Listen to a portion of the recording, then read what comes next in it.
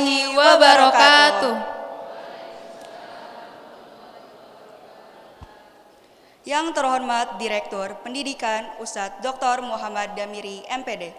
Yang kami hormati Direktur Pelayanan dan Pengembangan Lembaga Ustadz Rahmat Wiyoga, SE. Yang kami hormati Ustadz Cahyadi Takariawan.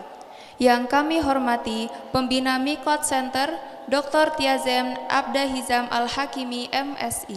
Yang kami hormati seluruh jajaran manajemen Nurul Fikri Boarding School Lembang. Dan yang kami hormati serta muliakan seluruh wali santri dan jamaah yang hadir pada acara siang hari ini. Alhamdulillahirabbil alamin. Assalatu wassalamu ala asyrafil anbiya'i wa mursalin wa ala alihi wa ashabihi ajmain, amma ba'du. Puji syukur hanya terlimpah kepada Allah Subhanahu wa taala yang dengan segala rahmat serta kasih sayangnya kita masih diberi nikmat yang tak terhitung banyaknya. Nikmat panjang umur, nikmat iman di dalam Islam, dan nikmat sehat walafiat. Sehingga kita masih dapat berkumpul dan bermajelis di tempat yang mulia ini.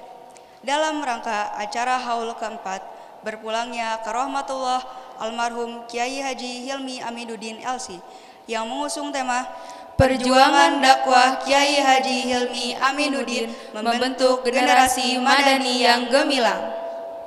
Salawat dan salam mari kita haturkan keharibaan junjungan Nabi besar Muhammad sallallahu alaihi wasallam, keluarga, sahabat, tabi'in, tabi'ut tabi'in, dan kepada kita yang hingga saat ini bahkan detik ini masih istiqomah dalam mengamalkan risalahnya. Mudah-mudahan mendapatkan syafaatnya di yaumil akhir kelak. Amin ya rabbal alamin. Saya Alexandria dan saya Rifah. Izinkan kami berdua untuk memandu acara pada siang hari ini. Hadirin rahimakumullah, pada kesempatan yang mulia ini, marilah kita membuka acara dengan mendengarkan lantunan ayat-ayat suci Al-Quran yang akan dilantunkan oleh Ananda Dafa Khairo, santri kelas 9. Kepadanya kami persilakan.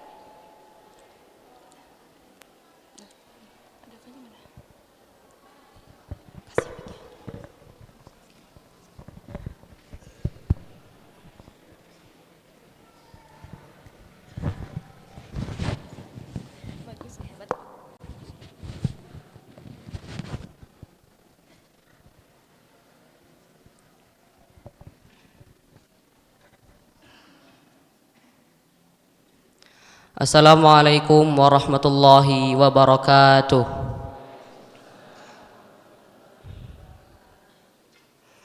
A'udzu billahi minasy syaithanir rajim.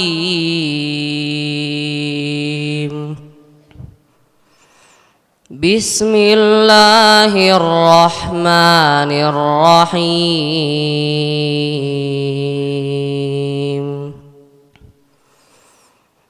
Alhamdulillahilladzi anzala ala abdihil kitaba wa lam yaj'al lahu 'iwaja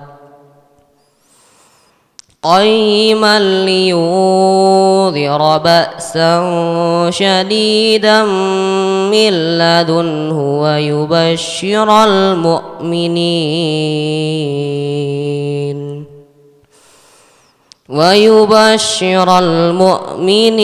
الذين يعملون الصالحات أن لهم أجرا حسنا ماكثين فيه أبدا وينذر الذين قالوا اتخذ الله ولدا ما لهم به من علم ولا لآبائهم كبرت كلمة تخرج من أفواههم إن يقولون إلا كذبا فلعلك باخع نفسك على آثارهم إن لم يؤمنوا بهذا الحديث أسفا إنا جعلنا ما على الأرض زينة لها لنبلوهم أيهم أحسن عملا وإنا لجاعلون ما عليها صعيدا جرزا أم حسبت أن أصحاب الكهف والرقيم كانوا من آياتنا عجبا إذ أوى الفتحية إلى الكهف فقالوا ربنا آتنا من لدنك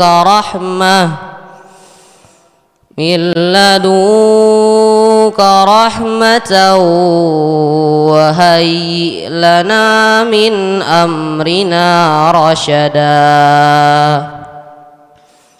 صدق الله العظيم.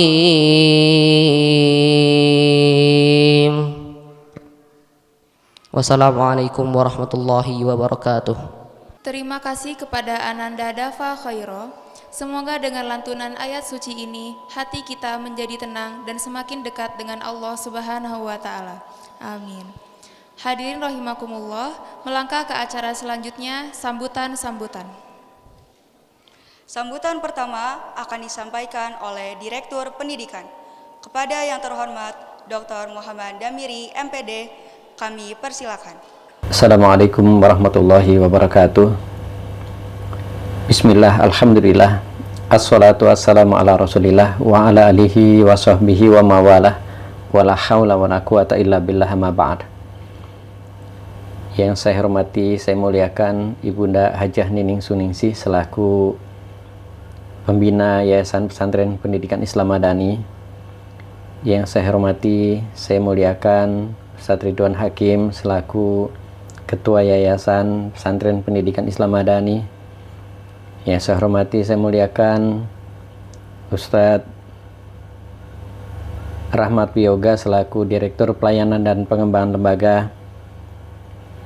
Yang tentunya yang kami hormati, kami muliakan guru kami, orang tua kami, Al-Ustadz Cahyadi Takaryawan, yang pada hari ini berkenan hadir di tempat kami untuk memberikan ilmunya kepada kami.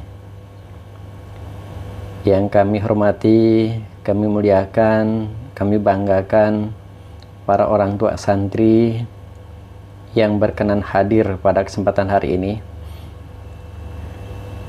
Dewan Asatidzah yang saya hormati, saya banggakan, serta anak-anakku sekalian yang semoga diberikan kekuatan, kemampuan, kemudahan dalam melaksanakan kegiatan-kegiatan proses pembelajaran pendidikan di Nurul Fikri Boarding School Lembang ini.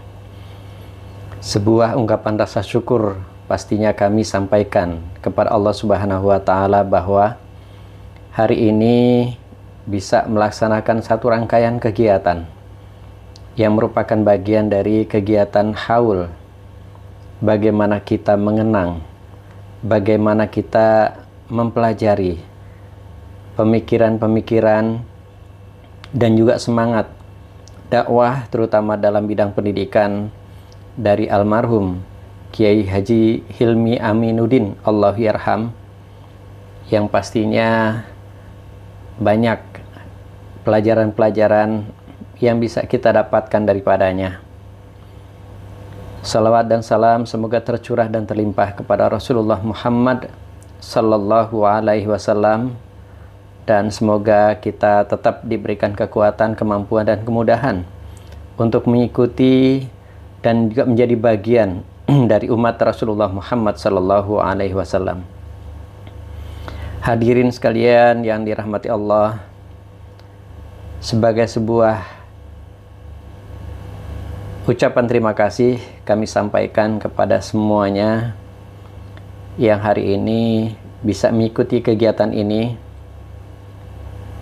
Ada banyak pastinya yang kita harapkan, kita inginkan untuk bisa kita dapatkan pada pertemuan hari ini. Dan saya sampaikan dari kegiatan yang coba saya ikuti, oleh karenanya saya mohon maaf tidak bisa hadir secara langsung pada kegiatan di Nurul Fikri. Saya sedang bersama dengan rekan-rekan dari Kemendikbudristek yang kebetulan qadarullah ya, Nurul Fikri menjadi satu lembaga pendidikan yang diminta untuk memberikan sumbangsih dalam membuat panduan pedoman tentang sekolah berasrama yang akan menjadi rujukan dan juga dasar hukum pengelolaan sekolah berasrama di Indonesia. Ayah dan bunda sekalian yang dirahmati Allah Subhanahu wa taala,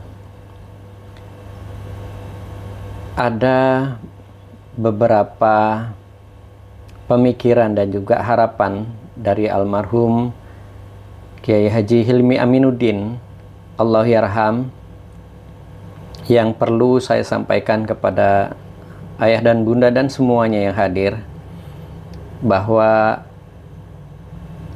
keinginan beliau mendirikan Nurul Fikri Boarding School Lembang ini adalah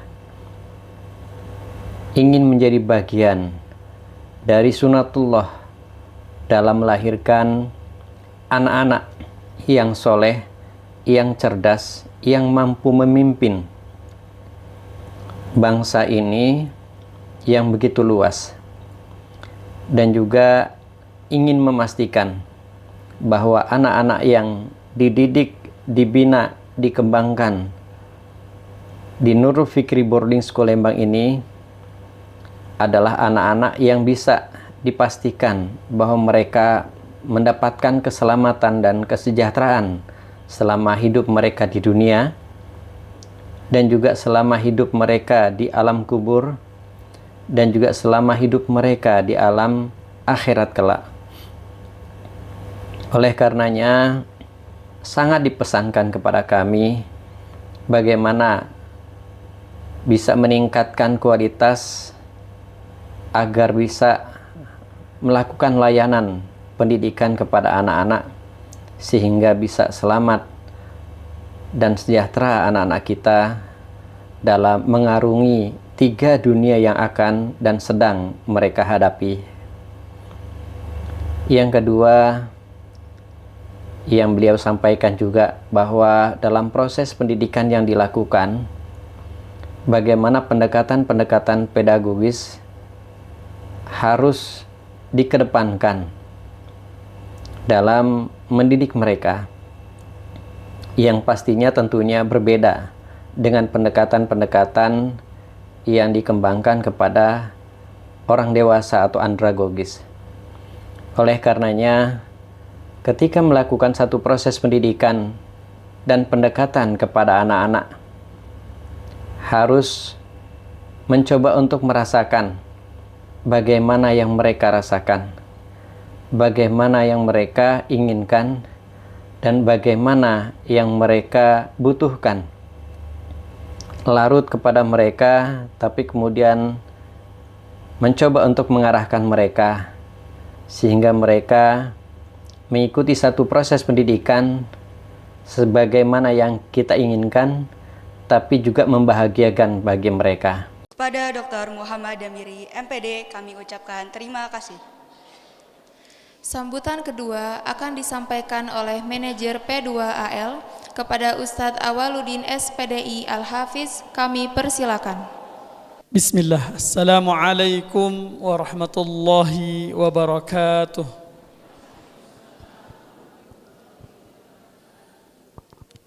Hamdan wa syukran lillah.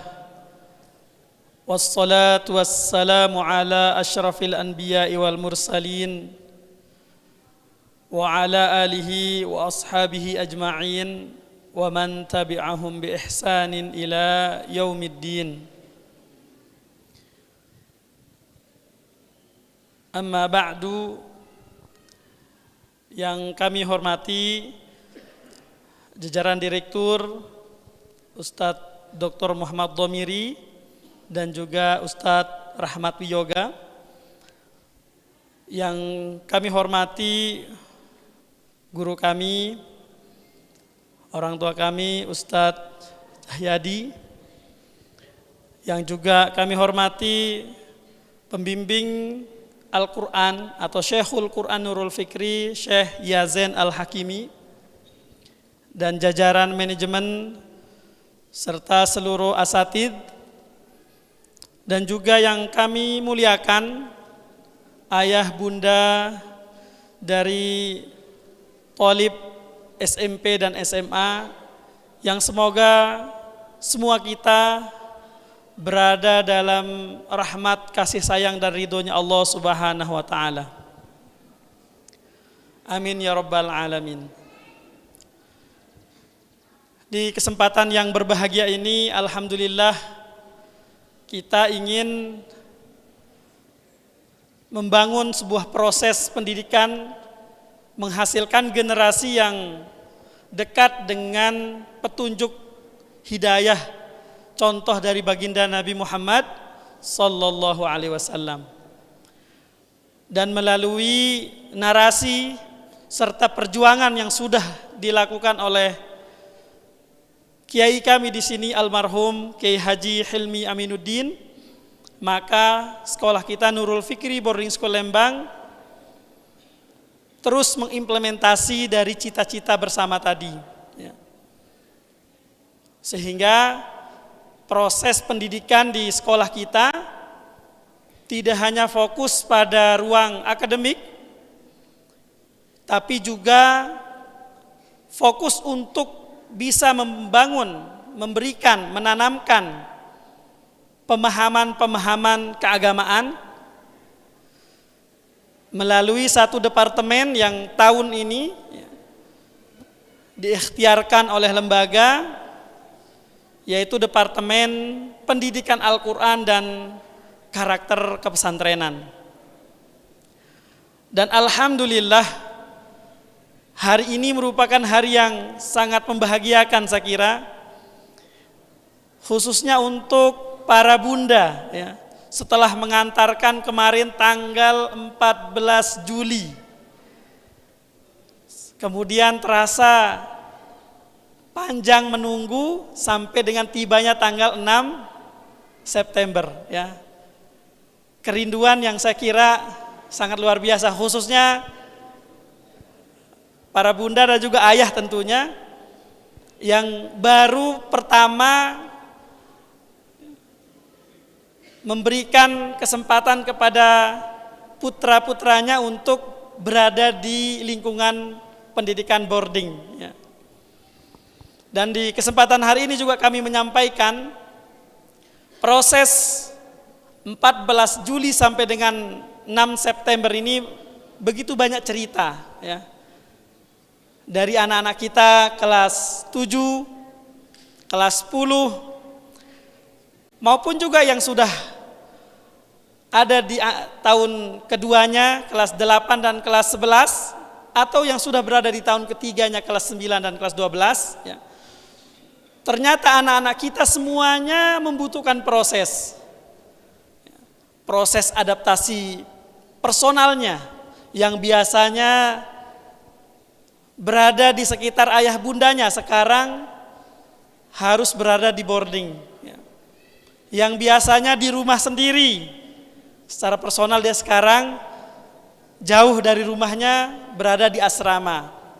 Begitu juga adaptasi sosial yang sangat luar biasa. Kalau kami ceritakan, ada sisi-sisi jenakanya, ada sisi-sisi yang luar biasa, ya. Itu bagian daripada proses yang dijalankan dan didapati oleh anak-anak kita, para tulab, untuk menumbuhkan, untuk mengajarkan hal-hal positif dalam kehidupan mereka. Sehingga tadi Pak Bapak Direktur Dr. Muhammad Damiri menyampaikan, mereka harus dipandang dengan pandangan pedagogis, bukan dengan pandangan andragogis. Dunia anak-anak, pagi hari terkadang mereka berjidal atau berdebat satu konteks sampai mereka baper-baperan. Tapi di siang hari mereka sudah jalan bareng, bahkan main futsal bareng. Ini proses mereka, dunia anak-anak.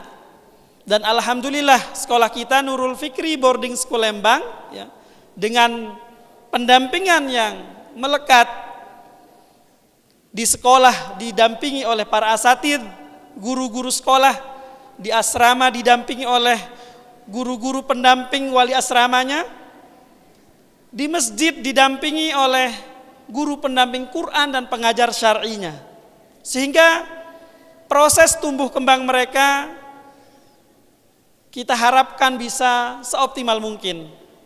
Tapi tetap tadi dengan melihat mereka sebagai anak-anak yang masih membutuhkan proses tumbuh kembang yang intens, yang kuat dari kita semua. Sehingga mungkin nanti setelah agenda ini, ayah bunda yang hadir pada kesempatan siang hari ini akan membawa pulang dan melihat, mengevaluasi dan mendengar cerita-cerita mereka. Dan tentunya juga kami berharap ayah bunda menggali, mungkin ada kalimat-kalimat yang tidak terdengar oleh telinga kami, yang nanti hari Ahad ketika kembali ke sini itu bisa disampaikan untuk penyempurnaan dan optimalisasi proses pendidikan daripada anak-anak kita, putra ayah bunda semuanya. Kemudian yang terakhir terkait dengan proses yang berjalan 14 Juli sampai dengan 6 September ini adalah laporan hasil pendidikannya. Sudah disampaikan melalui WhatsApp grup tentang laporan Qur'annya. Sudah juga disampaikan melalui informasi mungkin secara personal perkembangan ilmu syar'inya, hadisnya atau juga yang dari sekolah Jadi selama proses yang berjalan sama-sama kita perhatikan dan lihat bagaimana anak-anak kita menjalani dan mencapai proses pendidikan yang mereka sudah jalani. Kemudian di aktivitas selepas liburan ini harapannya kita bisa lebih optimal, kami di sekolah akan lebih optimal, dan juga ayah bunda melalui observasi singkatnya bersama dengan putra-putranya nanti bisa melihat dan memberikan masukan kepada kami untuk mengoptimalisasi proses di kesempatan selanjutnya. Ayah bunda yang dimuliakan oleh Allah Subhanahu wa taala dan seluruh jamaah asatidz, di kesempatan siang hari ini kita berharap agenda-agenda seperti ini, duduk bersama mendengarkan kajian parenting, kajian keislaman, bisa kita langsungkan dan laksanakan dengan jadwal yang sudah disampaikan, dan berharap kehadiran kita semakin waktu semakin meningkat karena ini mungkin sesi pertama di tahun ajaran ini, sehingga masih perlu pembiasaan, karena ini ruang untuk kita membangun komunikasi pendidikan agar proses yang kita harapkan berjalan dengan baik, sehingga hasil yang kita harapkan juga bisa tercapai seoptimal mungkin. Sehingga insya Allah sesuai dengan jadwal, aktivitas seperti ini akan dilakukan sekitar 1 bulan sekali. Mudah-mudahan nanti waktunya bisa diatur oleh ayah bunda semuanya untuk bisa menghadiri dan ikut meramaikan aktivitas agenda sebagaimana siang hari ini. Itu saja mungkin dari kami. Wal afu wa astaghfirullah li wa lakum. Inna rabbana huwal ghafurur rahimul wadud. Wassalamu alaikum warahmatullahi wabarakatuh. Kepada Ustadz Awaludin Al-Hafiz kami ucapkan terima kasih. Hadirin rahimakumullah, acara selanjutnya Mau'idhah Hasanah yang akan dimohonkan kepada beliau Sohibul Fadilah wa Sa'adah Ustadz Cahyadi Takaryawan yang akan dipandu oleh Ustadz Abdul Hafiz SPD MAG. Kepada beliau ta'ziman wa ihtiroman kami persilakan.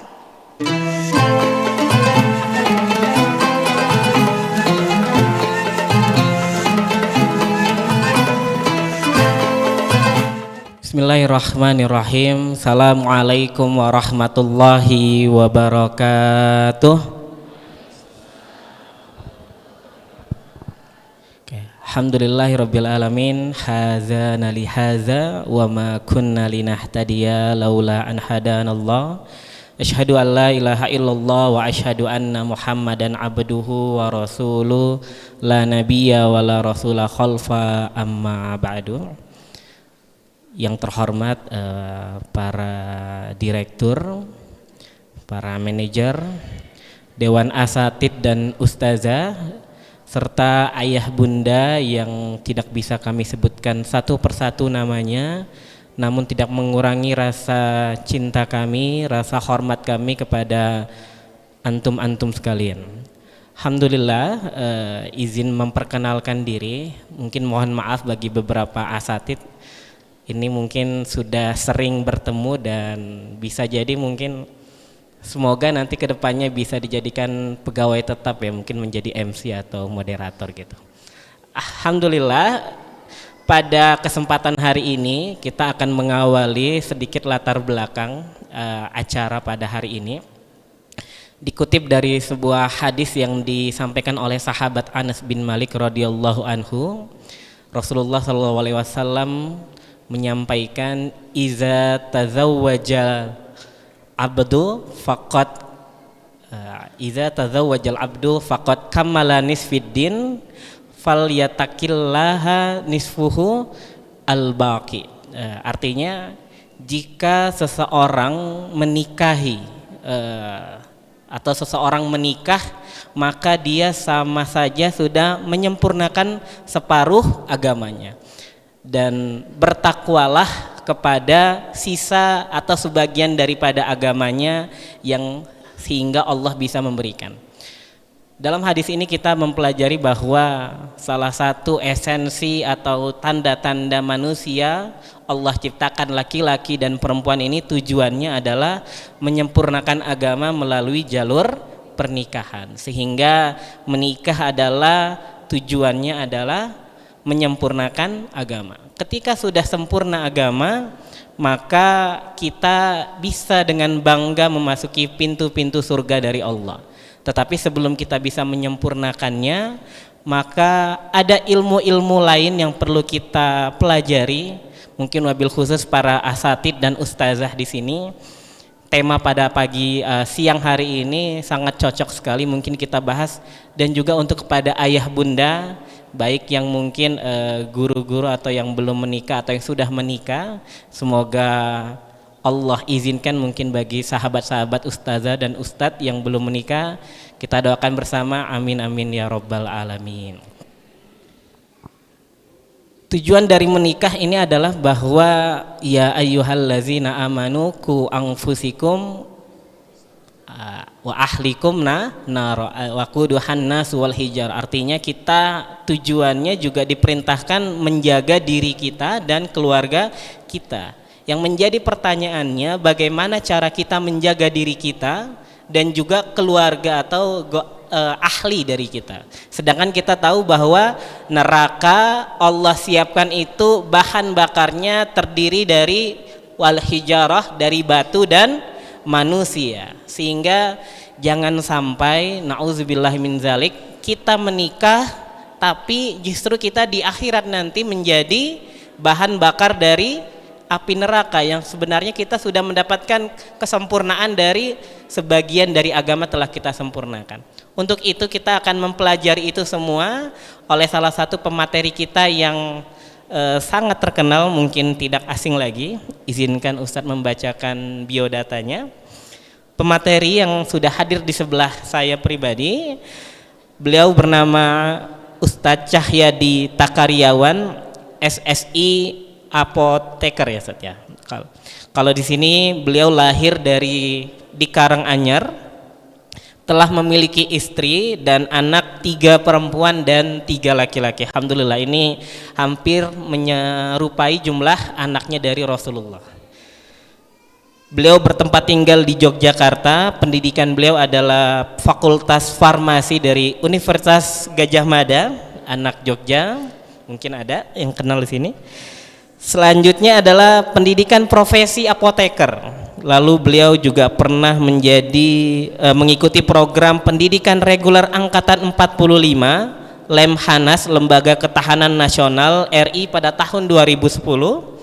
Selanjutnya di antara beberapa aktivitas beliau juga seorang penulis buku, juga seorang pembimbing Wonderful Umroh, juga pengasuh sekolah Ayah Jogja dan sekolah Ibu Yogyakarta dan sebagainya. Dan selanjutnya adalah penghargaan yang pernah beliau raih. Yang terbaru di tahun 2019 adalah mendapatkan PIN emas Pegiat Ketahanan Keluarga dari Gubernur Daerah Istimewa Yogyakarta Sultan Hamengkubuwono ke-10 pada tahun 2019. Alhamdulillah, ini ada salah satu guru kita yang expert dalam bidang parenting dalam keluarga Islam.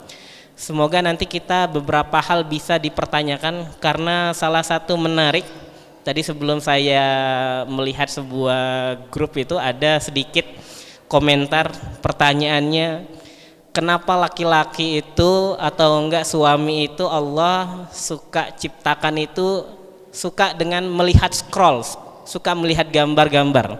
Ternyata salah satu komentarnya wajar Bu gitu. Salah satu ibu-ibu mengatakan laki-laki itu makhluk visual, sedangkan perempuan Allah ciptakan adalah makhluk auditori. Nah, ini akan kita pelajari dan kita bahas pada kesempatan siang hari ini selama 50 menit ke depan. Insya Allah akan kita pelajari kepada Al Ustadz Cahyadi. Kepadanya kami persilahkan.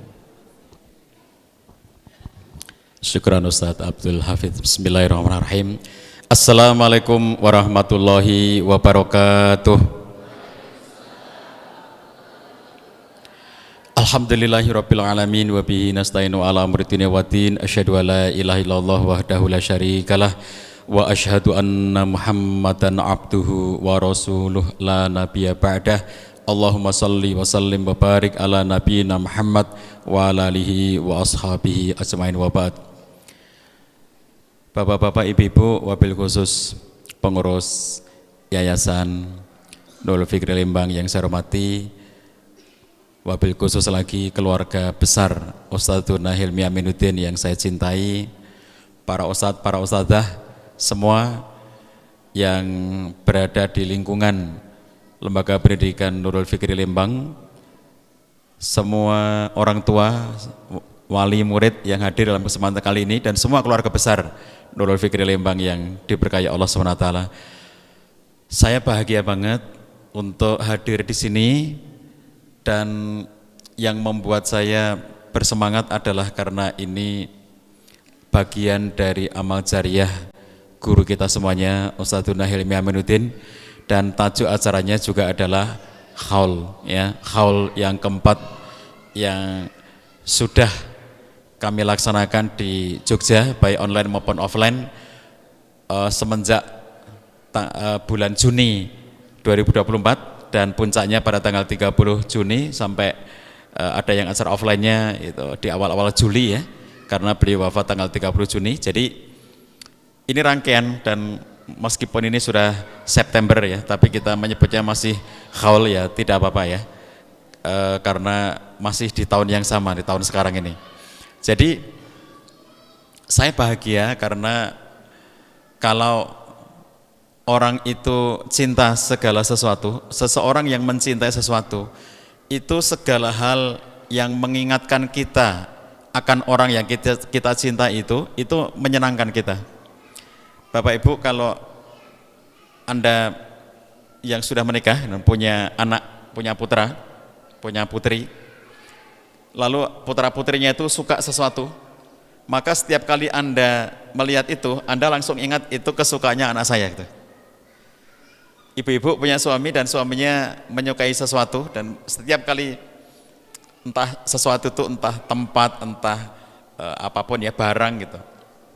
Kalau saya suka kopi, jadi setiap kali istri saya kemanapun ngelihat kopi itu kayak ngelihat suami saya gitu. Bapak-bapak mencintai istrinya dan istrinya mungkin suka tas atau suka warna tertentu. Setiap kali ngelihat itu langsung mengingatkan dengan apa yang dicintainya. Begitulah kita ya. Cinta itu membuat kita tidak hanya fokus kepada orang yang kita cintai, tapi kita ikut mencintai segala sesuatu yang dia dulu pernah, yang terkait dengan diri orang yang kita cintai itu. Itulah sebabnya kita ke Baitullah, kita ke Mekah, kita ke Madinah, karena kita mencintai Rasulullah SAW. Maka kita datang ke tempat-tempat yang bersejarah pada diri beliau. Itu karena cinta. Kita semuanya punya ayah ibu, sebagian diantaranya mungkin sudah dipanggil Allah ayah ibu kita, seperti saya, bapak ibu sudah tidak ada. Tapi karena cinta kepada ayah ibu, maka meskipun hanya ke makamnya, kita tetap datang. Ke rumah yang dulu tempat tinggal bapak ibu kita datang. Nah itulah yang saya lakukan. Saya adalah salah satu contoh muridnya Ustadz Hilmi Aminuddin dalam satu versinya, karena muridnya Ustadz Hilmi itu ada banyak versi. Ustadz Hilmi mendidik, kalau tema kita perjuangan pendidikan ya, dakwah pendidikan Ustadz Hilmi itu melakukan proses pendidikan itu dalam berbagai macam bentuknya. Banyak sekali orang ketika mereka berbicara tentang pendidikan, mereka membayangkan pendidikan itu adalah lembaga-lembaga formal. Nah, Ustadz Hilmi Aminuddin, Allahu yarham, beliau sebelum membuat lembaga-lembaga pendidikan formal seperti Nurul Fikri ini, yang beliau lakukan justru adalah mencetak guru-gurunya nanti. Jadi makanya beliau mendidik dulu kader-kader dakwah, yang nantinya kader-kader inilah yang akan menjadi guru, menjadi pengelola sekolahan, menjadi dai di tengah masyarakat. Jadi beliau tidak langsung membuat sekolah. Awal dakwah beliau datang 1979 ke Indonesia setelah kembali dari belajar di Timur Tengah. Yang beliau lakukan adalah berdakwah, dan format dakwahnya Ustadz Hilmi itu sangat unik. Saya sangat bersyukur hidup satu zaman dengan beliau. Saya sangat bersyukur Allah pertemukan saya dengan beliau. Saya bukan murid yang langsung berguru sepekan sekali kepada beliau. Beliau tinggal di Jakarta waktu itu dan saya tinggal di Jogja. Kesempatan dakwah membuat saya bertemu kepada beliau, pertama kali saya bertemu, dan semenjak itu saya langsung jatuh cinta kepada beliau dengan ilmunya, dengan karakternya, dengan kepribadiannya, dan oleh karena itu saya mengikuti murid-murid beliau dan akhirnya juga membuat saya bisa banyak ketemu beliau. Ini satu contoh jenis murid yang tidak langsung ketemu beliau sepekan sekali, tetapi dalam berbagai kesempatan kita bertemu dan ngobrol, dan saya mendapatkan sangat banyak pencerahan dari beliau. Ini contoh murid-murid beliau ya, yang bukan alumni dari sekolah-sekolah formalnya beliau, bukan alumni Nurul Fikri atau bukan dari alumni saya. Waktu saya dulu SD, SMP, SMA belum ada Nurul Fikri ya. Saya dulu waktu SD, SMP, SMA belum ada sekolah Islam terpadu. Jadi saya produk negeri, SD, SMP, SMA negeri, kampusnya negeri gitu. Tapi kemudian menjadi mengerti Islam itu dari caranya Ustadz Hilmi melakukan proses pendidikan. Benar-benar sesuatu yang sangat mengagumkan bahwa Ustadz Hilmi yang ketika pertama kali datang itu berpikir tentang bagaimana melakukan perubahan-perubahan di Indonesia, ternyata beliau memilih jalan yang sangat spesifik, yaitu jalan, istilah saya jalan sunyi, nggak banyak ditempuh orang gitu. Mungkin banyak orang yang suka dengan publisitas ya, mungkin banyak orang yang suka dengan tampilan-tampilan, punya panggung, punya kena sorot cahaya kamera untuk di shoot dan seterusnya, diliput di berbagai media massa. Ustadz Hilmi tidak memilih jalan itu. Beliau tidak memilih hadir pada ribuan massa atau jutaan massa. Beliau bukan dai sejuta umat. Tapi Ustadz Hilmi adalah guru, sahabat, bapak bagi kelompok-kelompok kecil dari umat itu. Beliau membina 10 orang, 15 orang, 20 orang. Kelompok-kelompok kecil itu. Beliau tidak butuh mic, beliau tidak butuh lighting, beliau tidak butuh sorotan kamera. Tetapi ternyata dari kelompok-kelompok kecil inilah yang akhirnya jadilah kader-kader beliau, yang akhirnya kader-kader inilah yang bekerja untuk menjalankan cita-cita dakwah seperti yang beliau harapkan, dan itulah akhirnya muncul lembaga-lembaga pendidikan di mana-mana ya. Jadi kalau sekarang ada sekolah-sekolah Islam terpadu di mana-mana itu, maka di setiap kegiatan yang dilakukan oleh sekolah-sekolah Islam terpadu itu, di sana ada pahalanya Ustadz Helmi Aminuddin dan pahalanya keluarga besarnya Ustadz Helmi Aminuddin sebagai amal jariah, di mana keluarga beliau merelakan Ustadz Helmi itu untuk banyak keluar rumah dan tidak banyak berinteraksi dengan anak-anak. Saya mendengar dari salah satu putra beliau bagaimana kecemburuan putra-putri beliau terhadap murid-murid beliau, karena abah lebih ngurusi kalian daripada ngurusi kami. Abah lebih banyak waktu untuk kalian daripada untuk kami. Saya itu kalau dalam bahasa Jawanya ternyuh, kalau bahasa Sundanya saya nggak tahu ya. Saya tuh ngerasa, ya Allah, Ustadz Hilmi itu sudah mewakafkan waktunya untuk umat, untuk dakwah, sehingga akhirnya beliau tidak banyak berinteraksi dengan putra-putrinya secara langsung, justru lebih banyak berinteraksi dengan kader-kader beliau dari Sabang sampai Merauke yang luar biasa banyak jumlahnya itu. Dari sini teman-teman sekalian, kita mengetahui bahwa format pendidikan, dakwah pendidikan yang dikembangkan oleh Ustadz Hilmi itu tidak semata-mata dalam format lembaga-lembaga pendidikan formal. Jadi sekolah seperti yang Bapak Ibu alhamdulillah sudah memilihkan putra-putrinya sekolah terbaik ini di Nurul Fikri ini, itu hanyalah salah satu bentuk dari bagaimana perjuangan dakwah pendidikan Ustadz Helmi Aminuddin, yang beliau melakukan proses pendidikan itu dengan berbagai macam bentuk dan berbagai macam caranya. Di mata Ustadz Helmi Aminuddin, untuk melakukan perubahan itu tidak ada cara lain kecuali harus mengubah dari hal yang paling basic, dari hal yang paling dasar. Makanya kalau beliau melakukan dakwah dalam bentuk kelompok-kelompok kecil itu beliau meyakini itulah yang akan menjadi faktor perubahan, yang akan ada asarnya, ada dampaknya, ada sesuatu yang nantinya akan membekas, itu justru ketika kelompok-kelompok kecil itu. Dan itulah nanti kalau ngelihat kader-kader semacam saya yang ada di seluruh tempat ya, bukan hanya di Indonesia, tapi karena mereka sudah berpencaran sampai di berbagai macam negara, sebagian sudah tinggal sebagai warga negara, ada yang di Australia, ada yang di Eropa, ada Amerika dan seterusnya. Mereka semuanya dulu kalau dirunut-runut ilmunya sampai dirinya mendapatkan kebaikan itu adalah dari arahannya Ustadz Helmi Aminuddin, maka pahala jariahnya Ustadz Helmi dengan keluarga besarnya itu mengalir terus-menerus karena kebaikan-kebaikan yang beliau lakukan dari dulu sampai sekarang.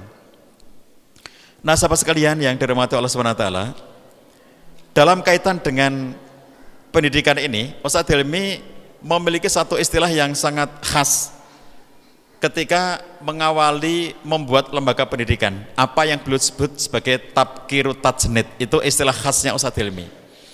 Tidak disebut oleh orang-orang lain, tidak disebut oleh pihak-pihak lain, tetapi itulah yang menjadi orientasi kenapa atau alasan mengapa beliau membuat sekolahan, beliau membuat lembaga pendidikan tabkiru tajnid. Apa itu? Dulu generasi-generasi seperti saya ini yang sekarang sudah tua-tua itu dibina oleh beliau ketika kita semuanya sudah di kampus, sebagiannya malah sudah bekerja, sebagiannya sudah mapan hidupnya gitu. Jadi akhirnya beliau membina kelompok-kelompok yang sedang kuliah di kampus atau kelompok-kelompok yang sudah menjadi profesional. Maka beliau berpikir bahwa kenapa harus menunggu setelah di kampus baru dibina? Kenapa harus menunggu bahwa mereka setelah jadi profesional baru dibina? Kenapa tidak membuat pembinaan dari yang paling basic? Maka akhirnya beliau sebut waktu membuat lembaga pendidikan itu disebut sebagai tabkiru tajnid. Jadi meremajakan, memudahkan proses untuk pengkaderan supaya orang menjadi kader-kader kebaikan itu sudah diawali dari yang paling basic.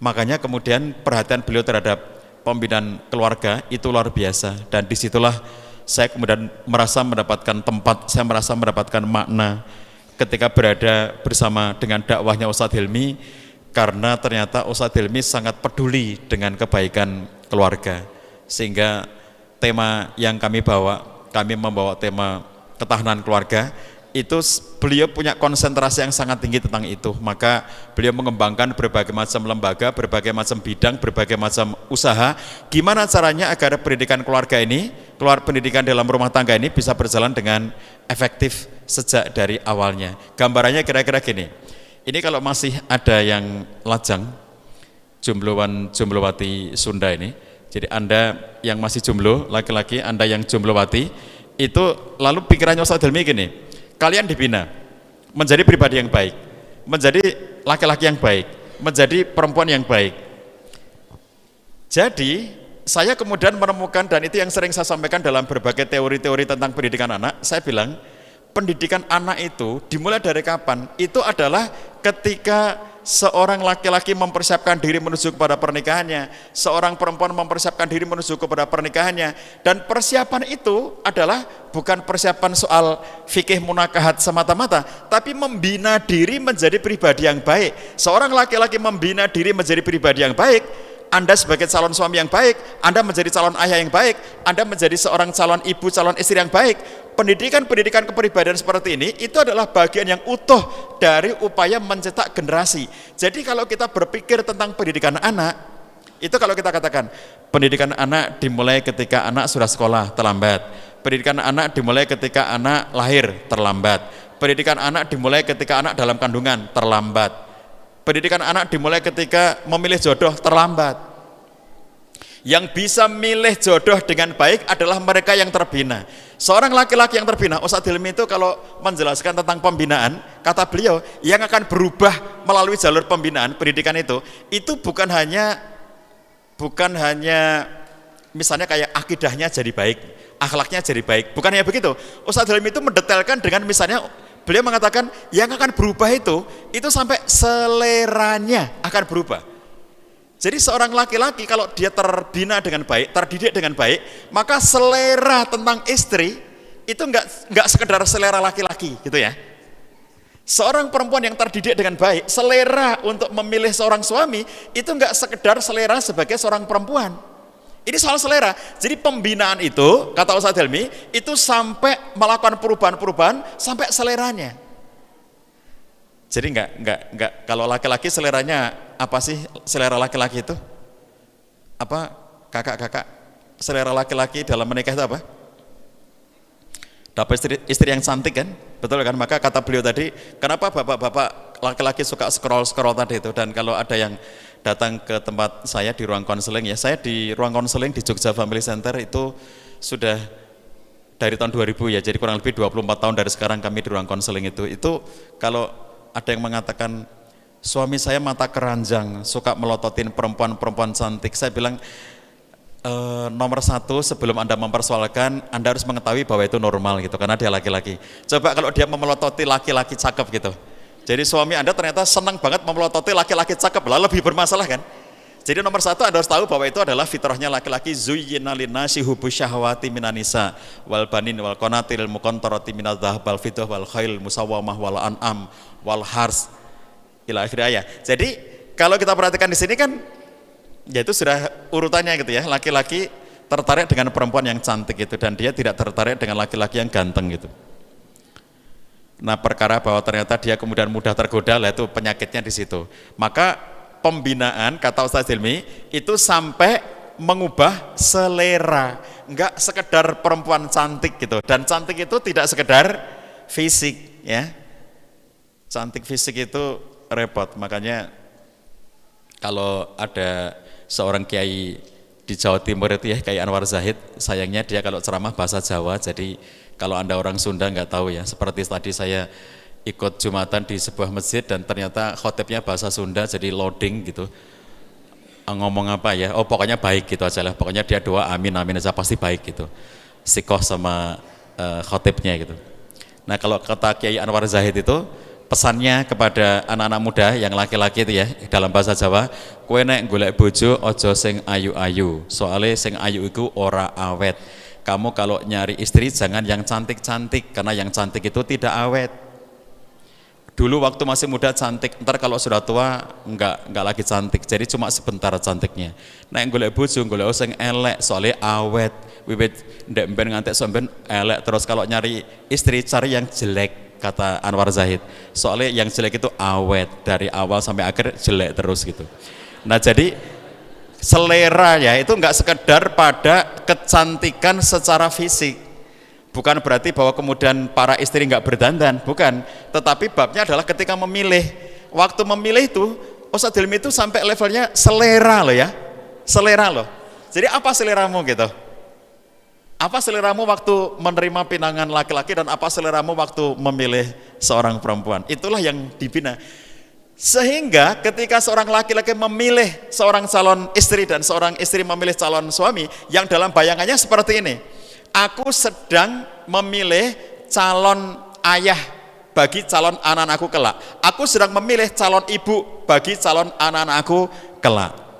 Jadi ketika lembaga kami diminta oleh Sultan Hamengkubuwono X di Jogja untuk membuatkan modul dan kurikulum pembinaan ketahanan keluarga untuk masyarakat DIY.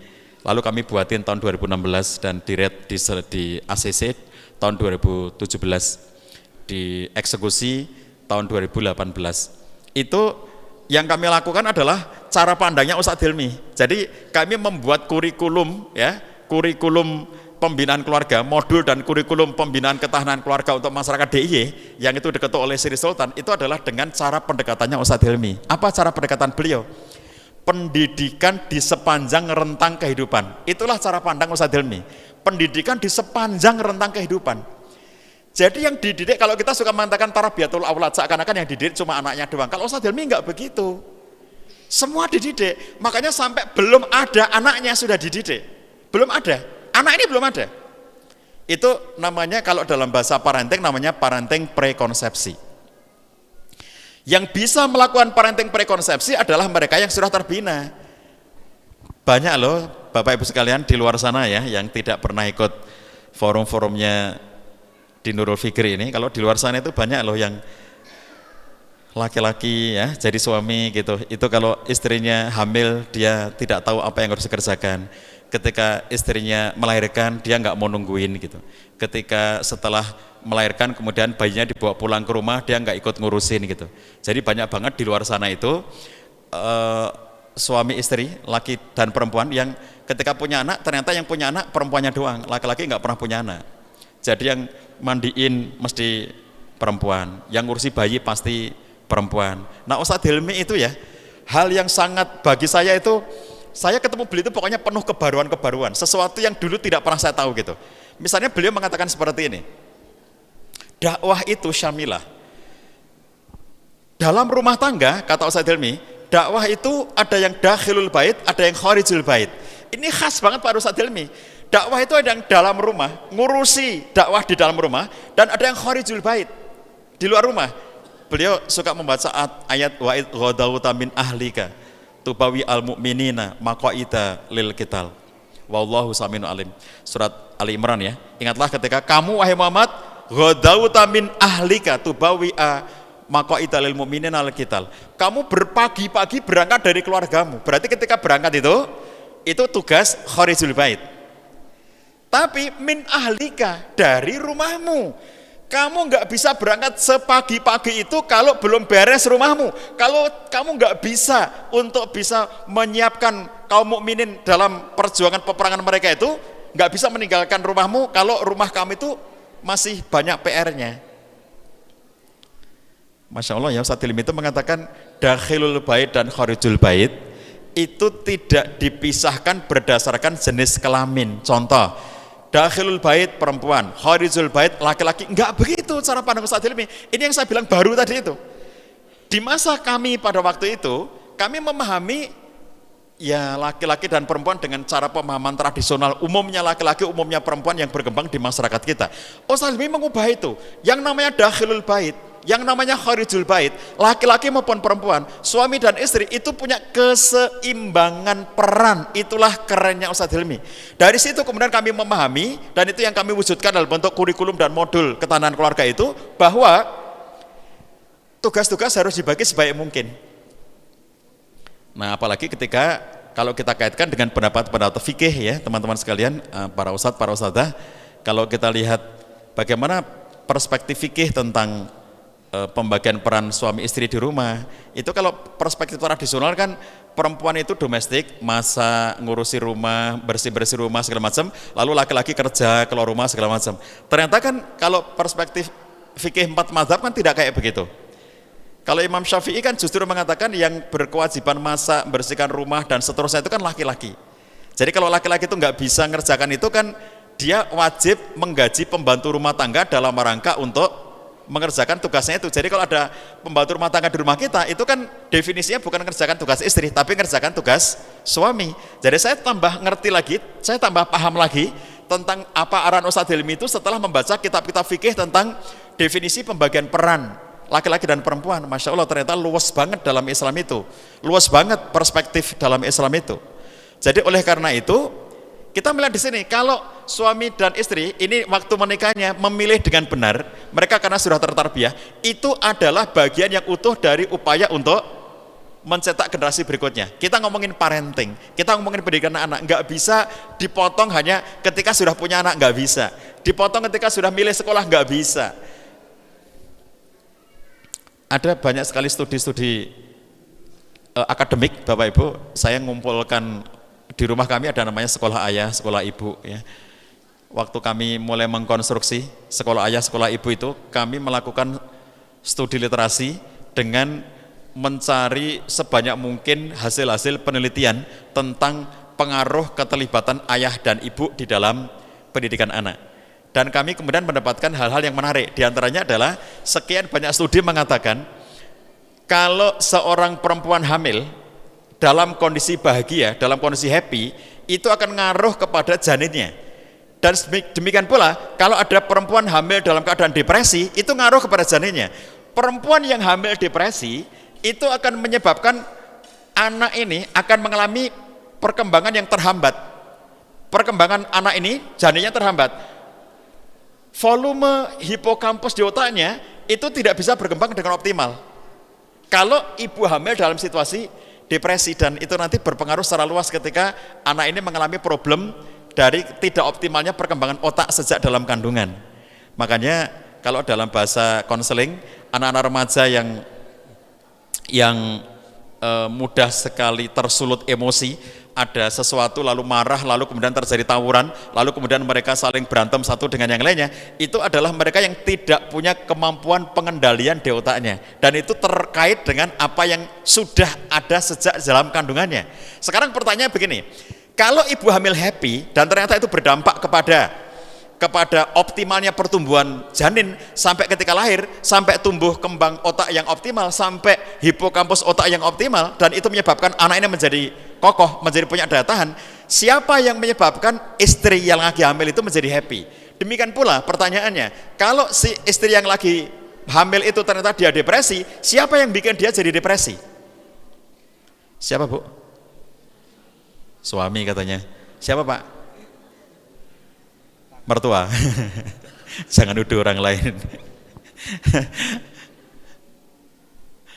Gimana ya, kami kalau di ruang konseling itu kan ketemunya kasus-kasus yang ngeri gitu. Di saat istrinya hamil ya, sudah hamil gede 6 bulan, 7 bulan, malah ternyata suaminya selingkuh dengan perempuan lain. Lah apa enggak stres itu? Perempuan dalam kondisi hamil malah menjumpai suaminya tidak support dengan kehamilannya, tapi justru kemudian dia melakukan perbuatan yang menyimpang. Jadi oleh karena itu, supaya istrinya happy di masa hamil kan berarti support dari suami. Dia tidak akan depresi kalau suami itu penuh support gitu. Berarti itu bagian-bagian dari pendidikan anak sejak dari masih lajang. Dididik dengan baik. Kemudian memilih jodoh dengan baik. Lalu kemudian proses interaksi kehidupan suami istri yang baik. Itu semuanya proses pendidikan anak. Ya, jadi Bapak Ibu sekalian, kita mencetak generasi itu nggak bisa, yang penting kita buat lembaga-lembaga pendidikan untuk mereka, nggak cukup kalau hanya lembaga pendidikan seperti ini. Itulah sebabnya cara pandangnya Ustadz Hilmi tidak mencukupkan hanya melalui lembaga pendidikan. Seandainya beliau menganggap bahwa lembaga pendidikan itu cukup, beliau akan hentikan itu program-program di masyarakat. Udah nggak usah lagi ada murabi-murabi di masyarakat, nggak usah lagi ada pembina-pembina, nggak usah lagi ada mereka yang punya kelompok-kelompok kecil, nggak usah. Sekarang kita sudah punya sekolahan. Beliau tidak mengatakan seperti itu. Artinya apa? Beliau meyakini bahwa untuk mencetak kebaikan orang itu harus dilakukan dengan sangat banyak cara. Jadi oleh karena itu nggak cukup kalau kita hanya berbicara tentang bagaimana anak dididik di sekolah, itu nggak cukup banget. Gimana dong bapaknya, gimana dong ibunya? Ya Allah, ya kalau saya cuplikan spil-spil kecil-kecil ya Bapak Ibu. Beberapa kasus yang kami jumpai di ruang konseling menyangkut pengantin baru, pengantin muda, dan mohon maaf kalau saya ceritakan sedikit profil dari pengantin baru yang bermasalah ini. Mereka itu juga hafid Quran, mereka juga lulusan sekolah-sekolah baik ya, sekolah-sekolah Islam gitu. Tapi yang datang ke tempat kami itu misalnya contoh-contoh seperti ini. Menikah sudah 9 bulan, tetapi sang istri itu nggak mau disentuh sama sekali oleh suaminya. 9 bulan menikah, sejak 9 bulan yang lalu sampai sekarang, sang istri itu kalau tidur bersama suaminya di kamar yang disediakan, dia masih ikut dengan orang tuanya, itu nggak pernah lepas kerudung, nggak pernah lepas jubahnya, dan tidak pernah mau disentuh oleh suaminya selama 9 bulan. Bulan ke-9, suaminya kemudian sudah tidak tahan dengan situasi itu, diajaklah istrinya ke ruang konseling, ketemu kami. Jadi 9 bulan itu istrinya masih perawan dan tidak pernah disentuh sama sekali, nggak mau disentuh sama sekali oleh suaminya. Jadi gimana tuh Ikhwan kalau punya istri kayak begitu? Punya istri nggak mau disentuh lah, terus kalau kata orang Jawa lah gunanya apa nek ngono, kalau aku nikah sama nek ngono gunanya apa gitu, gunanya apa kalau gitu. Kan pertanyaannya sederhana kalau kami di ruang konseling itu ya, kalau menjumpai kasus-kasus seperti ini, itu kita akan melakukan menganalisis itu pertama kali begini, ini pasti terjadi yang disebut sebagai KLB, kejadian luar biasa. Kejadian luar biasanya apa? Ya setiap orang berbeda-beda, tapi pasti ada kejadian luar biasa. Kenapa? Karena umumnya pengantin baru itu happy, umumnya pengantin baru itu jatuh cinta, umumnya pengantin baru itu romantic love, yang dalam bahasanya Buya Hamka menjelaskan ayat wa min ayatihi an khalaqalakum min anfusikum azwaja litaskunu ilaiha wa ja'ala bainakum mawaddata wa rahmah. Buya Hamka itu dalam tafsir Al-Azhar membedakan mawaddah dan rahmah itu sederhana. Beliau katakan mawaddah itu cintanya anak muda, cintanya pengantin baru. Rahmah itu cintanya orang tua. Jadi kalau pengantin yang sudah tua kayak saya, itu rahmah yang dominan. Mawaddah ada tapi sedikit. Kalau mawaddah cintanya anak muda atau cintanya pengantin baru, kata Buya Hamka. Ibu-ibu beli tafsir Buya Hamka ya, karena Buya Hamka itu tafsir yang lokal ya, tafsir Indonesia. Maksudnya biasanya kita membaca tafsir selain ada Ibnu Katsir, Al-Qurtubi dan lain-lain kan, coba dilengkapi dengan tafsir lokal. Kalau yang selama ini kita kaji bersama para ustadz kan tafsir Ibnu Katsir, Al-Qurtubi, Jalalain dan seterusnya ya, Al-Marogi dan seterusnya. Coba punya juga tafsir lokal biar ada nuansa lokalnya. Buya Hamka itu, ibu-ibu nanti kalau membaca tafsir Buya Hamka tentang ayat fankihu ma tobalakum minan nisa'i masna wa sulasa wa ruba, baca Buya Hamka Al-Azhar. Cara beliau menafsirkan itu beda banget dengan ulama-ulama yang lainnya. Kenapa? Karena beliau mengalami 2 peristiwa besar dalam hidupnya yang menyebabkan beliau memiliki cara pandang tertentu tentang masna wa sulasa wa ruba itu. Nanti baca novelnya Buya Hamka atau tonton filmnya Buya Hamka 1, 2, kayaknya mau sampai 5 itu nanti Buya Hamkanya ya. Ada peristiwa-peristiwa yang menyebabkan beliau menjadi, karena kalau cuplikan peristiwanya ya, kenapa beliau kemudian menafsirkan ayat itu secara berbeda, itu kan bermula dari pengalaman kehidupan pribadi beliau, ibunya Buya Hamka. Kan si ayah itu kan punya 4 istri, si ayah kandungnya Buya Hamka kan punya 4 istri. Nah si ayah ini karena istrinya sudah 4, itu ketika dia mau nikah lagi kan nggak boleh, karena istrinya sudah 4, udah mentok kan, itu udah full gitu ya, jatahmu udah habis gitu, karena sudah 4. Tapi beliau tetap ingin nikah lagi. Caranya apa? Menceraikan seorang istrinya. Nah yang dicerai adalah ibunya Buya Hamka. Itu yang nggak pernah bisa diterima oleh Buya Hamka. Kenapa harus ibuku? Apa masalah ibuku? Gitu ya. Dan ibunya menangis sedih. dan Bu Yamka menangkap dengan jelas kesedihan ibunya itu. Ini menjadi membentuk pribadi Bu Yamka yang nggak suka dengan perilaku itu. Peristiwa kedua dipanggil oleh gurunya, Malik sini. Terus Pak Guru bilang, ustadznya, guru ngajinya mengatakan, kamu jangan melakukan apa yang sudah aku lakukan. Ini aneh toh nasihatnya. Biasanya guru kan mengatakan kerjakan apa yang aku lakukan gitu kan. Guru kan harusnya aku memberi contoh padamu dan kerjakan seperti apa yang aku contohkan padamu, harusnya kan gitu. Tapi gurunya Bu Yamka enggak, jangan melakukan apa yang aku lakukan. Itu kata gurunya. Apa itu guru? Aku sudah menikah dengan 2 perempuan dan aku menyakiti hati dua-duanya, kata gurunya Bu Yamka itu. Jangan pernah kamu bermain-main dengan hatinya kamu perempuan. Aku berbuat zalim kepada mereka, tapi ketika sekarang aku merasa menyesal, aku nggak bisa menceraikan. Kenapa? Tidak ada alasan bagiku untuk menceraikan satu dari keduanya. Apa alasannya aku harus menceraikan? Nggak ada. Mereka baik-baik saja. Kenapa harus aku ceraikan? Jadi sekarang dilema gurunya Bu Yamka ya. Waktu manggil Bu Yamka itu galau. Nah, jadi kalau mau ngerti perspektif ini, itu kalau ibu-ibu sepertinya akan merasa nyaman dengan tafsirnya Bu Yamka itu. Saya suka mengatakan rumah tangga muslim itu ya, ciri rumah tangga muslim itu di rumahnya harus ada kitab tafsir. Apapun tafsirnya, entah Ibnu Katsir, entah Al-Qurtubi, entah apapun ya, Jalalain atau apapun gitu. Kalau kita nggak bisa bahasa Arabnya, terjemahan, tapi harus ada. Kalau saya datang ke rumah Anda dan di rumah Anda itu nggak ada kitab tafsir, maka saya akan berkesimpulan Anda berarti seorang mufasir yang telah mampu menafsirkan Quran sendiri gitu. Bahwa di rumah Anda itu ada kitab tafsir menandakan Anda itu masih belajar. Sama. Saya punya banyak kitab tafsir di rumah saya. Itu karena saya bukan mufasir dan saya nggak bisa mentafsirkan ayat. Maka setiap kali saya menulis, setiap kali mau jelasin ayat, saya merujuk kepada kitab tafsir, nggak berani jelasin sendiri. Nah, ada banyak pilihan kitab tafsir, salah satu yang ada di rumah saya Al-Azhar.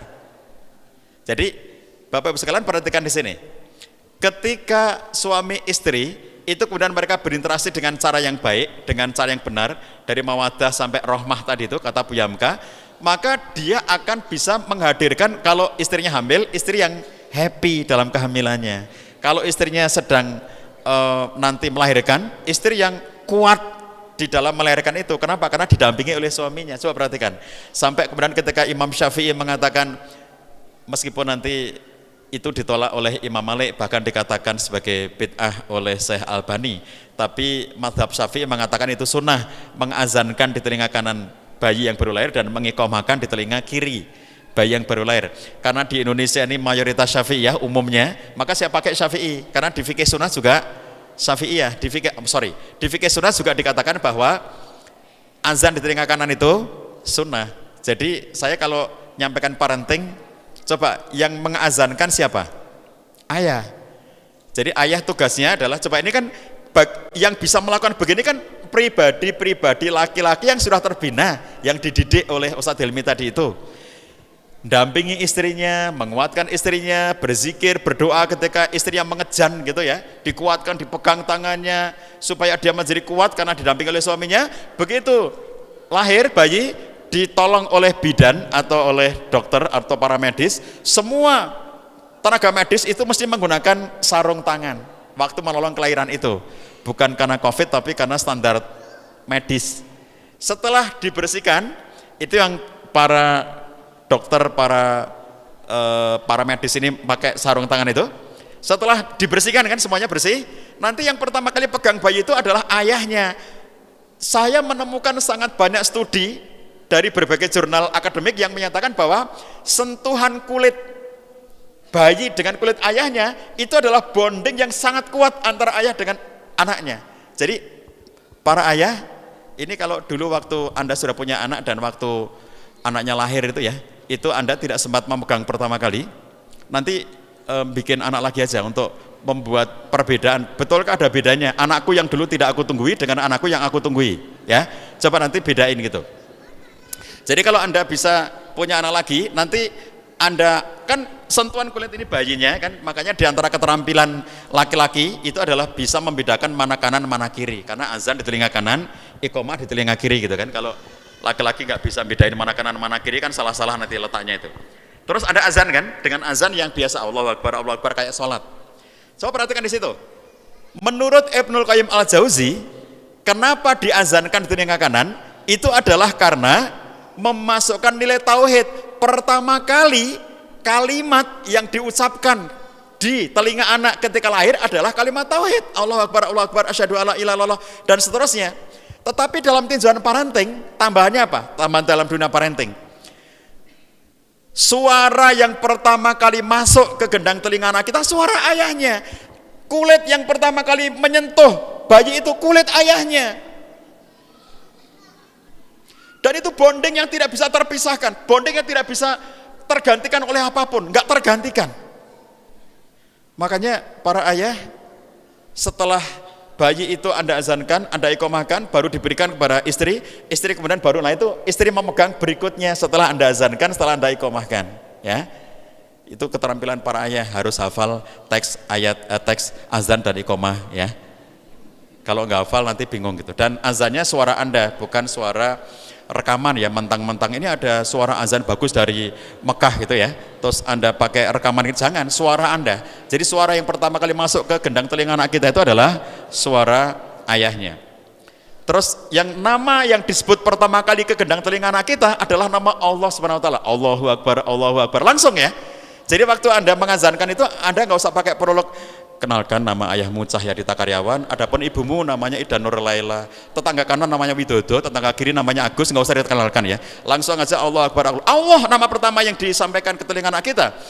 Nama manusia yang pertama kali dimasukkan ke telinga anak kita, nama manusia paling agung di muka bumi, Muhammad sallallahu alaihi wasallam, wa asyhadu anna Muhammad Rasulullah. Luar biasa, kata Ibnu Qayyim Al-Jauzi, itulah pendidikan tauhid sejak anak lahir. Tapi dalam konteks parenting, itulah bonding ayah. Setelah dibawa dari rumah sakit atau dari klinik pulang ke rumah, dalam ilmu parenting yang harus banyak memandikan bayi adalah ayah. Ingat para ayah. Coba perhatikan. Kalau ibu, ya, kalau ibu itu kan bondingnya sudah lama, 9 bulan 10 hari di perut ibunya. Ibunya bernafas, bayinya ngerti. Ibunya jantungnya berdetak, bayinya ngerti. Ibunya makan bakso kepedesan, anaknya dapat gitu, karena nyambung kan nutrisinya itu. Jadi apapun itu kan ibu sudah membawa bondingnya itu 9 bulan 10 hari. Setelah itu akan menyusui 2 tahun kalau penuh. Coba bonding ibu itu sudah banyak banget. Di dalam kandungan 9 bulan, waktu menyusui 2 tahun. Ayah bondingnya apa? Waktu kelahiran itu pun banyak ayah yang tidak berani nungguin istrinya. Jadi istrinya di dalam ruang bersalin, suaminya di luar, terus mundar-mandir sana sini gitu. Saya ketemu dengan laki-laki yang mundar-mandir di rumah sakit. Saya tanya, Pak, lagi ngapain itu nungguin istri saya melahirkan? Di mana istri? Itu di dalam sana. Lah kenapa Bapak tidak masuk? Enggak berani, Pak. Enggak berani. Suaminya itu ngelihat istri melahirkan itu enggak berani. Jadi dia di luar. Jadi mungkin karena keseringan nonton sinetron, di sinetron itu kalau istrinya melahirkan, suaminya mundar-mandir lah, dia kayak bintang film gitu, sedang memerankan itu. Terus sudah gitu setelah sampai di rumah enggak juga memandikan. Lah kapan bondingnya ayah itu? Itulah satu basic memahami kenapa ada istilah fatherless di muka bumi ini. Ketiadaan peran ayah, padahal dalam parenting peran ayah, peran ibu itu sama penting. Coba perhatikan, ibu dimanapun berada di seluruh muka bumi ini adalah simbol kasih sayang tak terbatas pada anaknya. Adapun ayah adalah simbol kendali, simbol pengendalian. Itu dua-duanya harus sinkron. Makanya kata Ustadz Hilmi, dakhilul bait dan kharijul bait itu seimbang. Karena dua-duanya punya peran dakhilul bait. Suami punya peran dakhilul bait, istri punya peran dakhilul bait. Demikian pula kharijul bait. Suami dan istri masing-masing punya peran kharijul bait. Peran dakhilul baitnya diantaranya adalah dalam konteks pendidikan anak. Ya, jadi ibu jangan mengambil semua peran parenting sendirian. Jadi kalau ada yang mengatakan suami nggak terlibat, loh kamu punya andil loh, karena kamu ambil semuanya. Mandikan pagi-pagi sudah ibu, ya, sore hari ibu, kamu jangan mandiin, bang mandiin bang. Sore hari nanti bang mandiin bang gendong dia bang. Jadi kalau semuanya diambil ibu, itu nanti peran ayah jadi nggak ada. Itulah sebabnya mengapa saya Saya belum ketemu dengan santri di Nurul Fikri di sini, tapi kalau saya pas keliling-keliling diundang di berbagai pesantren Jawa Tengah, Jawa Timur, Jogja, saya kalau acara seperti ini aku minta sesi dong ditemukan dengan santri. Saya ketemu santri. Jadi setelah ketemu santri, ada santri laki, santri perempuan, SMP, SMA gitu ya. Pertanyaan saya kepada mereka, siapa yang rindu ibu? Semuanya angkat tangan tanpa mikir. Semuanya angkat tangan tanpa mikir, santri-santri itu. Udah, saya tanya, siapa yang rindu ayah? Sedikit angkat tangan dengan malu-malu gitu. Saya bilang gini, kamu itu sama-sama lamanya loh, kamu di asrama nggak ketemu ayah, nggak ketemu ibu, lama loh, sama lamanya loh. Kalau di pesantren tempat anak saya itu kan boleh nengok 2 bulan sekali, berarti sama-sama 2 bulan nggak ketemu loh. Masa kamu nggak kangen sama ayahmu? Saya ulangi sekali lagi, siapa yang kangen sama ayahnya? Tambah sedikit, nggak sampai separuh. Saya bilang lagi, coba pikir deh, masa kamu nggak kangen sama ayah sih? Masa nggak kangen sama ayah? Ayah sudah berjuang demi kamu, ayah sudah melakukan banyak hal untuk kamu, ayah sudah melakukan upaya untuk biar nafkah keluarga tercukupi, kamu bisa dapat pulsa, kamu bisa dibiayai kuliahnya, bisa jalan-jalan kemana-mana, itu semuanya adalah diantaranya pekerjaan ayahmu. Siapa yang rindu ayah? Udah ketiga kalinya. Ternyata tambah sedikit dan tidak mencapai separuh di berbagai pesantren itu. Kenapa tuh? Bapak Ibu ngerti nggak? Rindu terbuat dari apa? Rindu itu terbuat dari apa? Kalau Bapak Ibu nanti ke Jogja, Jogja itu terbuat dari rindu, pulang, dan angkringan. Itu ada tulisannya besar-besar di Malioboro ya. Jogja terdiri dari rindu, pulang, dan angkringan. Sekarang pertanyaan saya, rindu terbuat dari apa? Ya, kenangan. Rindu adalah kumpulan dari endapan-endapan kenangan baik yang ada pada diri seseorang. Karena banyak banget kenangan baik saya kepada Ustadz Helmi, maka saya selalu rindu. Saya itu minimalnya setahun sekali itu ke makam, minimal. Karena kalau yang pasti itu, hampir pasti ya, itu mesti Syawal. Semenjak beliau wafat, setiap Syawal mesti ke sana. Tapi kemudian seringkali lebih dari setahun sekali, karena mesti ada teman-teman yang ngajak, Pak Cah, temani ke makamnya Ustadz Helmi, saya temani. Jadi akhirnya saya setahun berkali-kali, tapi yang saya sendiri itu setahun sekali. Tapi kemudian menemani teman-teman itu berkali-kali. Jadi pada akhirnya karena saya punya banyak sekali kenangan manis dengan Ustadz Helmi, maka saya merindukannya. Begitulah teori tentang rindu. Kenapa ayah tidak dirindukan oleh banyak anak? Karena bahkan untuk rindu pun masih dipikir, rindu enggak ya? Rindu enggak ya? Waktu siapa yang rindu ibu, semuanya enggak dipikir loh, langsung angkat tangan gitu. Begitu siapa yang rindu ayah, mikir-mikir gitu ya. Aku itu rindu enggak sih gitu ya. Aku rindu enggak sih gitu. Nah itu salah satunya karena kualitas bonding. Semakin banyak bonding ayah, dia semakin dirindukan. Kalau ibu kan pasti bondingnya banyak karena 9 bulan plus menyusui 2 tahun, pasti bondingnya banyak. Nah ini semuanya teman-teman sekalian, meskipun Ustadz Helmi tidak mendetailkan dengan cara-cara seperti ini, tapi perspektif global yang beliau sampaikan itu membuat kita mengerti hal-hal seperti ini. Jadi saya membuat teori-teori tentang ketahanan keluarga itu ya. Kalau buku yang sudah tercetak yang saya buat itu lebih dari 90 buku, dan itu ilmunya semuanya dari basic, ilmunya semuanya dari Ustadz Helmi. Kalau naskah yang saya tulis di Kompasiana itu lebih dari 1.200 naskah, dan itu semuanya ilmunya basicnya dari Ustadz Helmi. Kalau ilmu saya itu bermanfaat sehingga membuat orang merasa dapat kemanfaatan dari situ, Ustadz Helmi dapat pahalanya.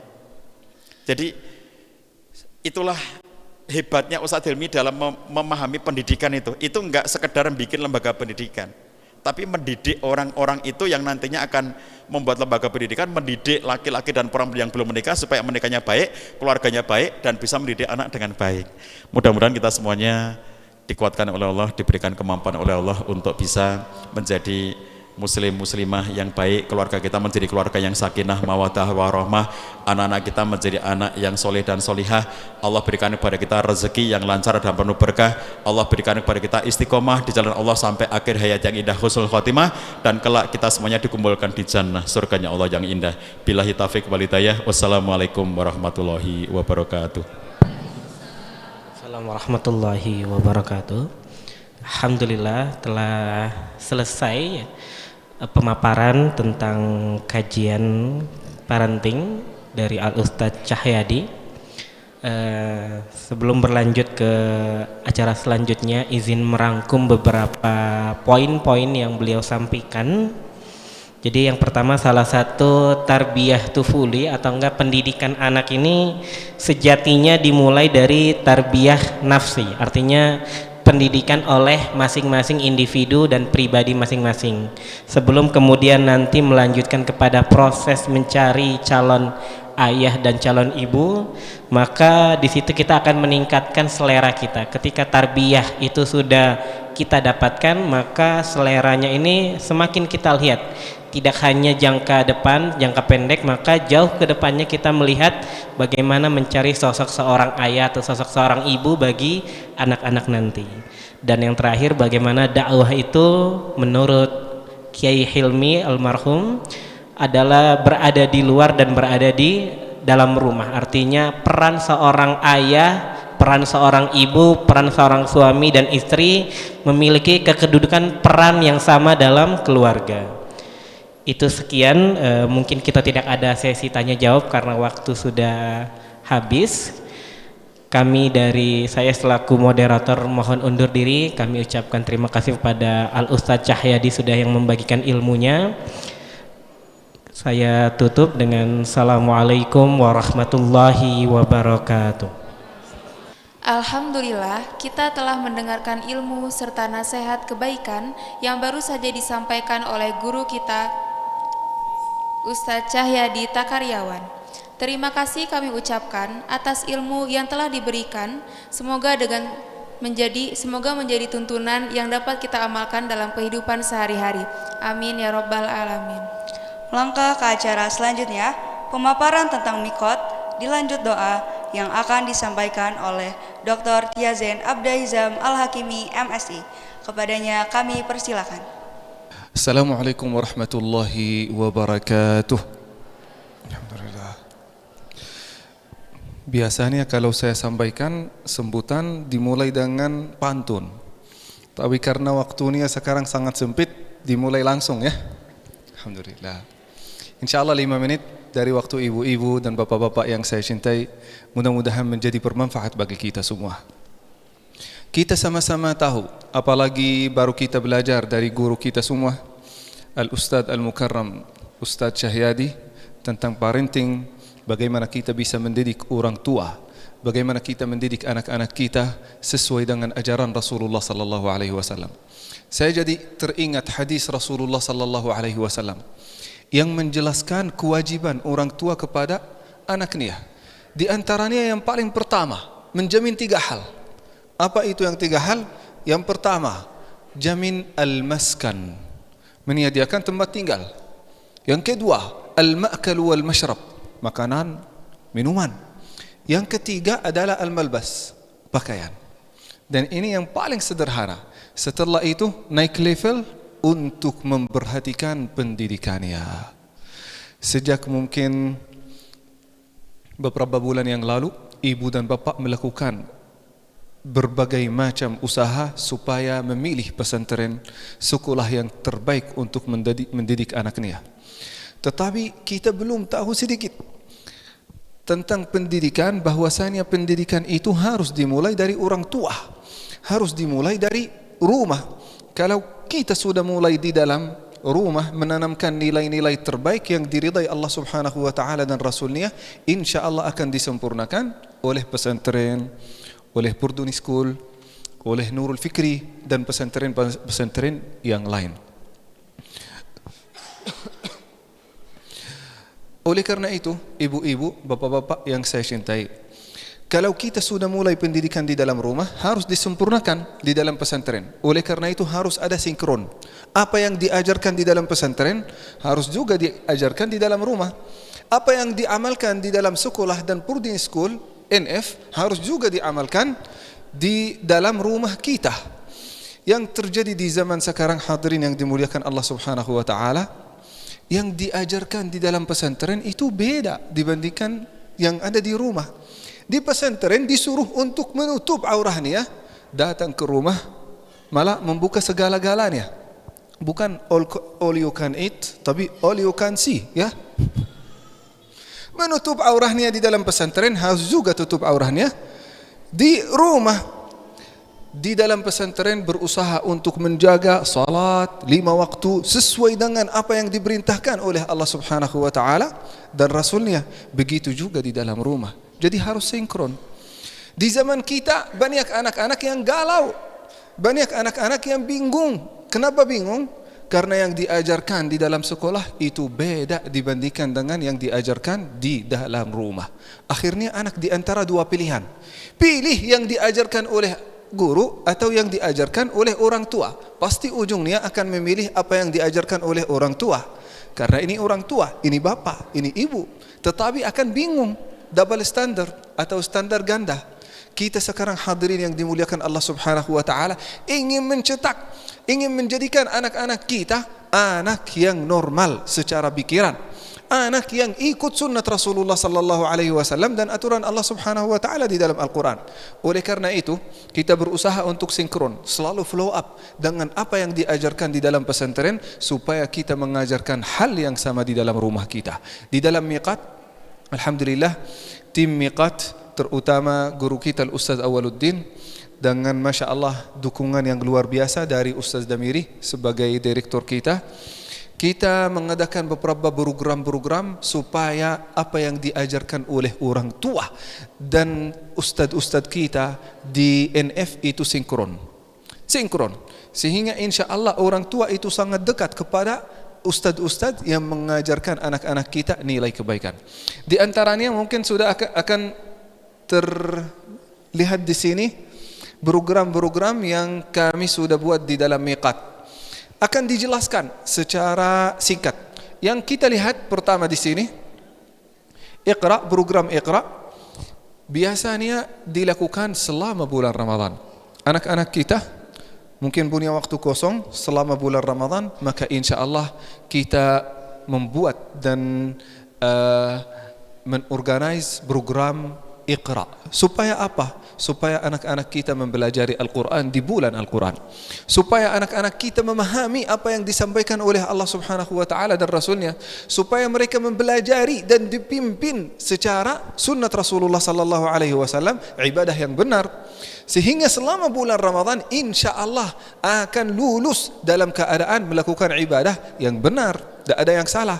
Dan juga kita membangun akhlak yang baik di dalam dirinya, sehingga kalau mereka sudah terbiasa selama 1 bulan berakhlak yang baik, perilaku yang baik, maka insya Allah itu akan berlanjut selama 1 tahun.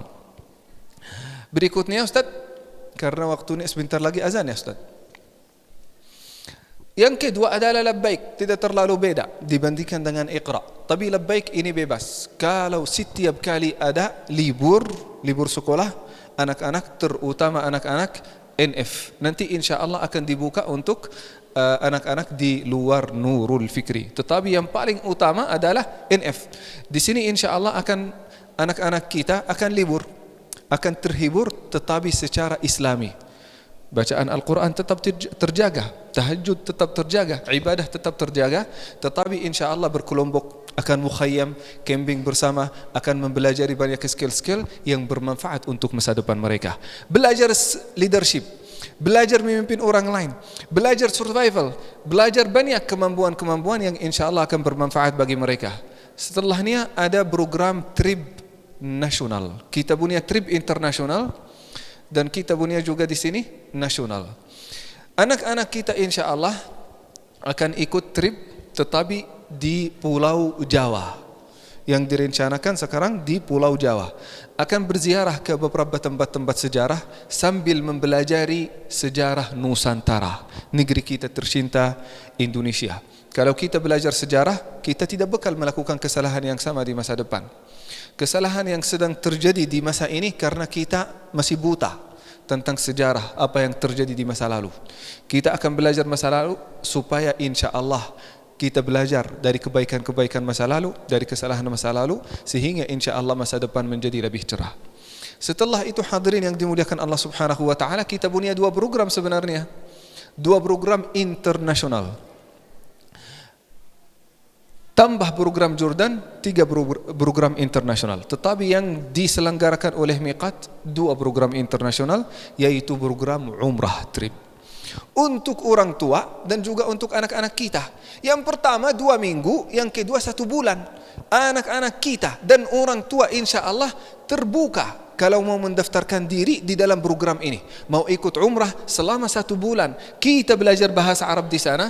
Kita belajar sirat Rasulullah sallallahu alaihi wasallam dan sejarah Rasulullah dan sahabatnya secara nyata.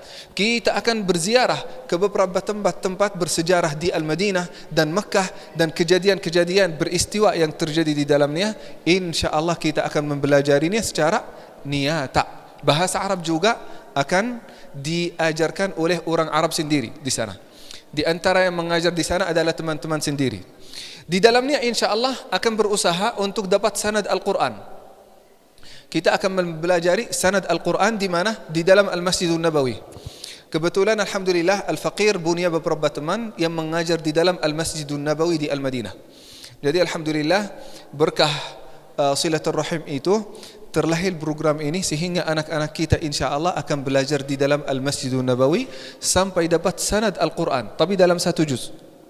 Kalau bukan 1 juz, kita berusaha untuk memperhatikan bagi teman-teman kita atau anak-anak kita, orang tua kita yang ingin mempelajari Al-Quran dan punya semangat untuk bisa khatam 1 juz dalam 2 minggu atau 3 minggu, maka insya Allah itu yang diprioritaskan. Tetapi kalau tidak bisa, akan diberi sanad dalam beberapa surat sesuai kemampuannya.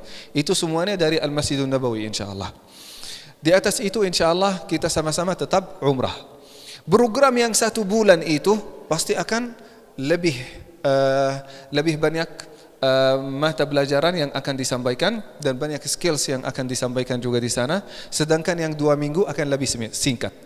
Karena kita harus memperhatikan kondisi orang tua yang tidak bisa berlama-lama di sana.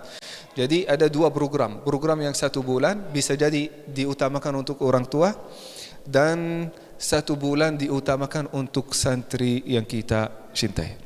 Itulah program-program kita, insya Allah dengan berkah program-program yang terbuat oleh tim Miqat. Insya Allah kita bikin sinkron antara apa yang diajarkan di dalam rumah dan juga di dalam pesantren.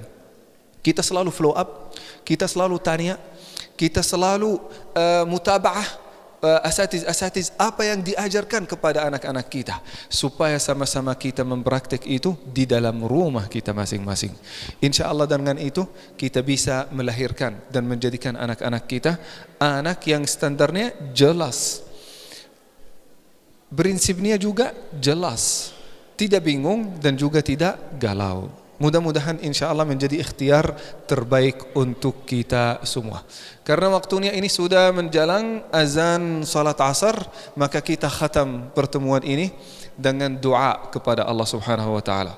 Mudah-mudahan menjadi doa yang diijabah oleh Allah Subhanahu wa taala. Amin Allahumma amin. Marilah kita sama-sama berdoa.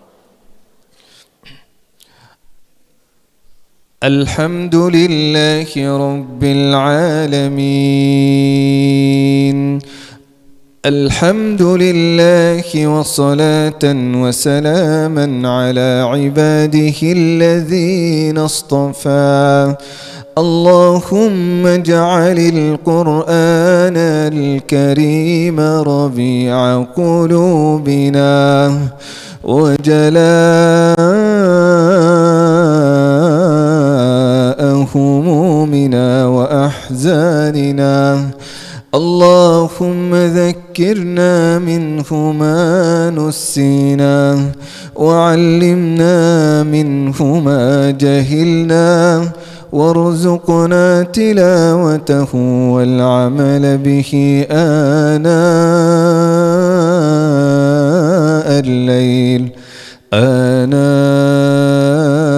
الليل وأطراف النهار على الوجه الذي يرضيك عنا يا أرحم الراحمين اللهم إنا نسألك الجنة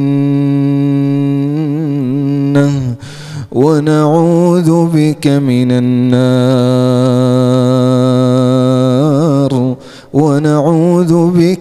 النار ربنا هب لنا من أزواجنا وذرياتنا قرة أعين وجعلنا للمتقين إماما وجعلنا للمتقين إماما وجعلنا للمتقين إماما سبحان ربك رب العزة عما يصفون وسلام على المرسلين والحمد لله رب العالمين تقبل الله منا ومنكم يا كريم. Hadirin yang dimuliakan Allah Subhanahu wa taala, itulah adalah penjelasan secara singkat tentang program-program kami di Miqat.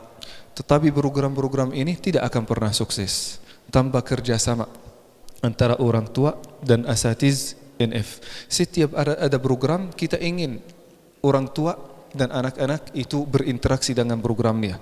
Kita berusaha untuk membuat program yang hampir tidak ada di sekolah-sekolah lain, dan juga ada beberapa ajaran-ajaran di dalamnya yang insya Allah sangat bermanfaat untuk anak-anak kami.